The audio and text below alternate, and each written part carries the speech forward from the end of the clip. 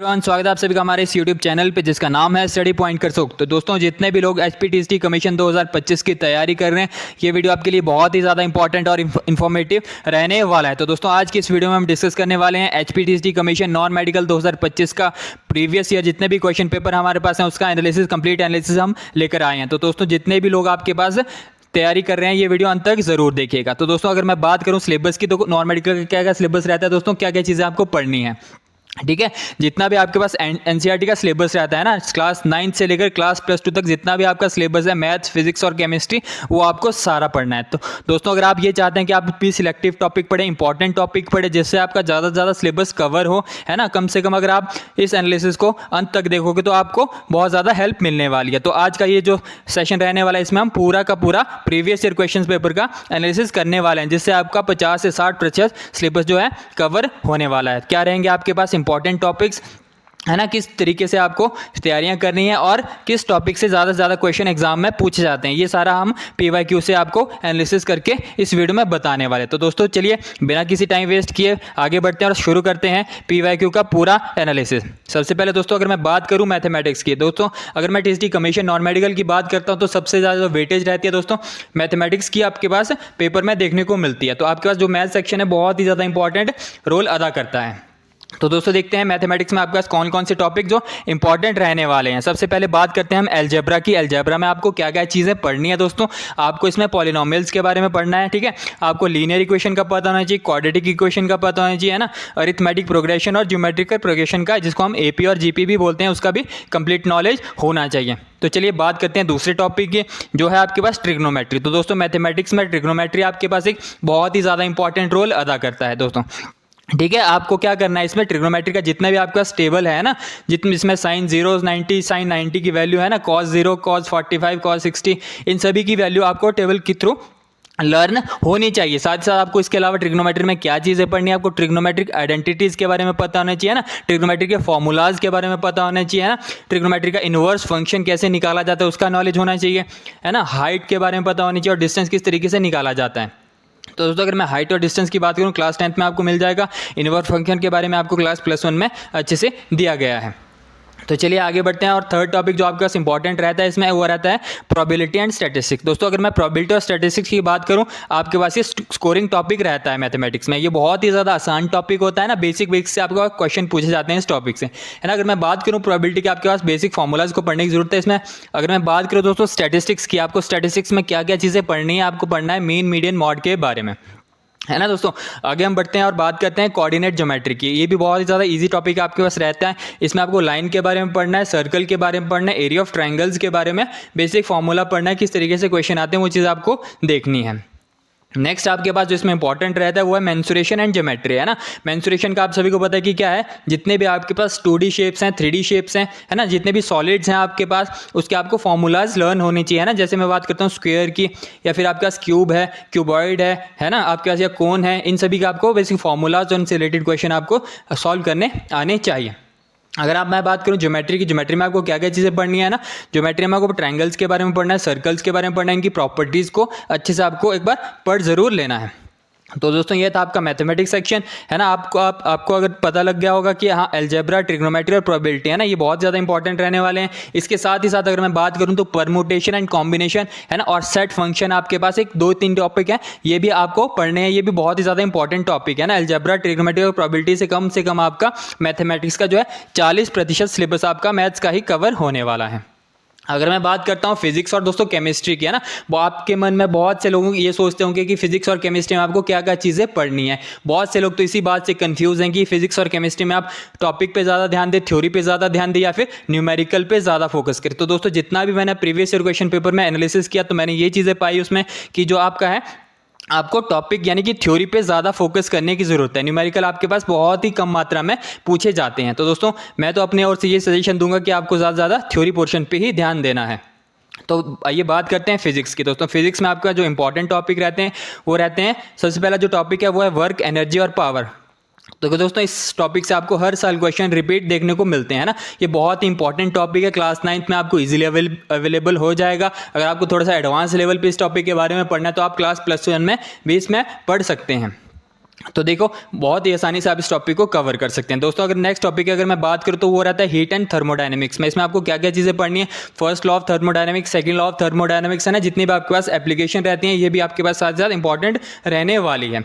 तो अगर मैं बात करता हूं दोस्तों इलेक्ट्रिसिटी एंड मैग्नेटिज्म की, बेसिक आपको क्लास 10th में मिल जाएगा। थोड़ा एडवांस आपको पढ़ना है तो क्लास +2 में आपको इलेक्ट्रिसिटी एंड मैग्नेटिज्म के बारे में मिल जाएगा। तो आपको क्या क्या चीज़ें इसमें पढ़नी है, ओम्स लॉ पढ़ना है, सर्किट डायग्राम पढ़ना है, जितने भी आपका सर्किट है उसमें क्या निकालना है, पोटेंशियल डिफरेंस आपको निकालना चाहिए, करंट का आपको पता होना चाहिए है ना, वोल्टेज का आपको पता होना चाहिए, किस तरीके से फाइंड की जाती हैं। साथ ही साथ आपको क्या पढ़ना है, इसके अलावा इंडक्शन के बारे में आपको पता होना चाहिए है ना। उसके बाद अगर मैं बात करूं लाइट ऑप्टिक्स की, उसमें आपको क्या क्या चीज़ें पढ़नी है, रिफ्लेक्शन का आपको पता होना चाहिए, रिफ्रैक्शन का आपको पता होना चाहिए है ना। आपको इसी के साथ साथ ह्यूमन आई की भी कंप्लीट नॉलेज होनी चाहिए। ऑप्टिक्स है ना, जिस तरीके से फिजिक्स में ह्यूमन आई के बारे में बताया गया है। अगर मैं बात करूँ दोस्तों मॉडर्न फिजिक्स की, इसमें आपको रेडियो एक्टिविटी के बारे में पढ़ना है। रेडियो एक्टिविटी में जितना भी आपके पास पार्टिकल्स होते हैं या फिर रेज होती हैं उनके बारे में पता होनी चाहिए, उनकी फ्रीक्वेंसी पता होनी चाहिए, उनकी वेवलेंथ के बारे में आपको कंप्लीट नॉलेज होनी चाहिए है ना, कि इसकी कौन सी रे है जिसकी फ्रीक्वेंसी सबसे ज़्यादा होती है, किसकी वेवलेंथ सबसे ज़्यादा या कम होती है ना, इनका बारे में भी पता होना चाहिए। साथ ही साथ अगर मैं बात करूं एटम्स के बारे में, मैटर्स के बारे में, इनके बारे में भी आपको कंप्लीट नॉलेज होनी चाहिए। अगर दोस्तों अगर आगे बढ़ते हैं और बात करते हैं केमिस्ट्री की, केमिस्ट्री आपके पास एक ऐसा सब्जेक्ट है जो कि बहुत ज़्यादा इंपॉर्टेंट है ना। साथ ही साथ अगर मैं केमिस्ट्री में बात करूँ, केमिस्ट्री में सबसे ज़्यादा आपको इंपॉर्टेंट दो चीज़ें रहती है। सबसे ज़्यादा इंपॉर्टेंट आपको पीरियोडिक टेबल की आपको कंप्लीट नॉलेज होनी चाहिए। साथ ही साथ आपको केमिकल बॉन्डिंग का भी पता होना चाहिए ना, पीरियोडिक टेबल में किस तरीके से आपकी एटम्स की जो रेडियस है वो इंक्रीज होती है ना, या फिर मैं एनर्जी बोलूँ है ना, और हाइब्रिडाइजेशन किस तरीके से की जाती है, आपके पास कौन सा एस ब्लॉक के एलिमेंट है, कौन से पी ब्लॉक के एलिमेंट है ना, किस तरीके से एलिमेंट्स को भी कैटेगराइज किया जाता है, कौन से मेटल्स हैं, कौन से नॉन मेटल है, ये सारी चीज़ें आपको पीरियोडिक टेबल के बारे में पता होनी चाहिए। साथ ही साथ अगर मैं बात करूं मोल कॉन्सेप्ट के बारे में, मोल कॉन्सेप्ट में आपको क्या पूछा जाता है, मोलैरिटी और नॉर्मेलिटी से रिलेटेड आपका इसमें क्वेश्चन पूछे जाते हैं। साथ ही साथ मैं बात करूं स्टोइकोमेट्रिक क्वेश्चन है ना, बहुत ज़्यादा इंपॉर्टेंट क्वेश्चन आपके पास स्टोइकोमेट्रिक क्वेश्चन से भी रहने वाले हैं। नेक्स्ट आपके पास है, आपको क्या पढ़ने की जरूरत है, आपको एसिड बेस और सॉल्ट के बारे में बेसिक नॉलेज होनी चाहिए। साथ ही साथ अगर मैं बात करूं ऑर्गेनिक केमिस्ट्री की, ऑर्गेनिक केमिस्ट्री में आपको फंक्शनल ग्रुप के बारे में पढ़ने की ज़रूरत है। तो अगर आगे बढ़ते हैं और बात करते हैं एवरीडे केमिस्ट्री की, एवरीडे केमिस्ट्री में आपको क्या क्या चीज़ें पढ़नी है, आपको दोस्तों सोप के बारे में पढ़ना है, डिटर्जेंट के बारे में पढ़ना है, फर्टिलाइजर्स के बारे में पढ़ना है ना। तो ये था दोस्तों आपका केमिस्ट्री सेक्शन। केमिस्ट्री सेक्शन में अगर आप देखें तो अगर आप केमिकल बॉन्डिंग और पीरियोडिक टेबल को ही पढ़ते हो तो कम से कम आपका 40 to 50% इन दो चीज़ों से आपका क्या होता है, कवर केमिस्ट्री सेक्शन हो जाता है। आगे बढ़ते हैं और बात करते हैं दोस्तों नेक्स्ट सेक्शन की, जो है हमारे पास साइकोलॉजी एंड पेडागोजी। दोस्तों अगर मैं बात करूँ साइकोलॉजी और पेडागोजी की तो आपको इसमें दो ही चीज़ें इंपॉर्टेंट पढ़नी है मेरी ओर से। तो अगर मैं बोलता हूँ कि जितने भी आपके पास इसमें लर्निंग थ्योरीज हैं और टीचिंग मेथड, अगर आप लर्निंग थ्योरीज और टीचिंग मेथड दो ही चीज़ें पढ़ जाते हैं तो कम से कम आपका 50% जो सिलेबस है इन्हीं दो चीज़ों से कवर होता है। ठीक है, आपको चाइल्ड डेवलपमेंट थ्योरीज में कौन कौन सी थ्योरीज पढ़नी है अगर मैं बात करता हूं तो आपको जितने भी पियाजे की थ्योरी है, वैगोत्स्की की थ्योरी है ना, लर्निंग जो लॉज हैं आपके पास कौन कौन से, जो थॉर्नडाइक का लॉ है, स्किनर का लॉ है, पेवलोव का लॉ है ना, इन सभी चीज़ों के बारे में पता होना चाहिए।